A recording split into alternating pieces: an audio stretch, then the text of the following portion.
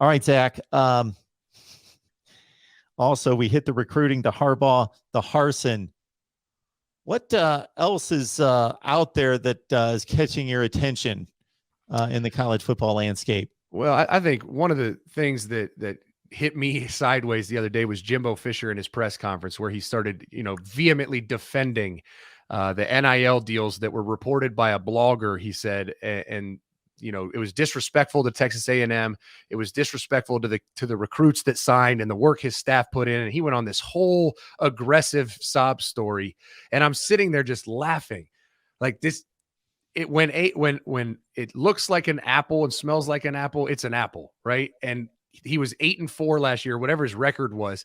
When you do that and you sign 7 5-stars and the best class in the history of recruiting, people are going to scratch their head, because the only time we've seen that was when Ole Miss did it. And guess what? Ole Miss was dirtier than dirt when they did it. And I know for a fact that one of the defensive ends he signed, his high school coach was one of my good friends. I know for a fact that kid got offered a ton of money to go to Texas A&M. So he can say that in the media. It sounds good, but it's just simply flat out not true. They did leverage NIL to sign the most ridiculous class recruiting's ever seen on paper.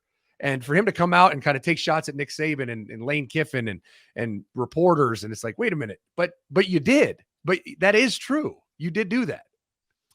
So, yes, I don't think there's any question that him bypassing the whole money issue and basically saying, hey, we got this amazing university and this fan base and all this, and this is why you'd want to play at Texas A&M.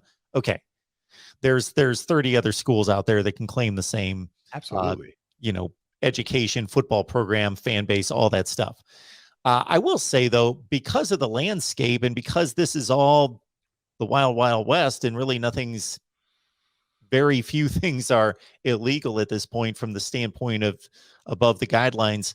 The Lane Kiffin, that was a bit unfair. And then, of course, I don't know why Jimbo had to drag Saban into it, other than Bryce Young got the deal. But I think he was responding to a situation where can they really help, or do they have to apologize for having more money than other schools?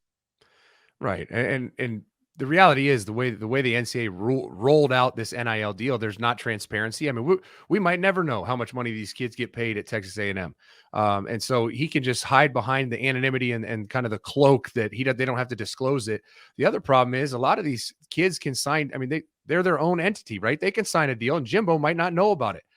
There's a lot of cheating that went on in the SEC with bagmen and boosters that it happened, and the position coach might not even have heard about it, because this booster got a hold of this top prospect, offered him money, the kid came, and the coach just thought he did a good job recruiting. He didn't realize that there was money changing hands. There's so many levels to this, that for him to sit up there and just vehemently deny it and bite back at people about it is like, no, that's just not a good look, in my opinion.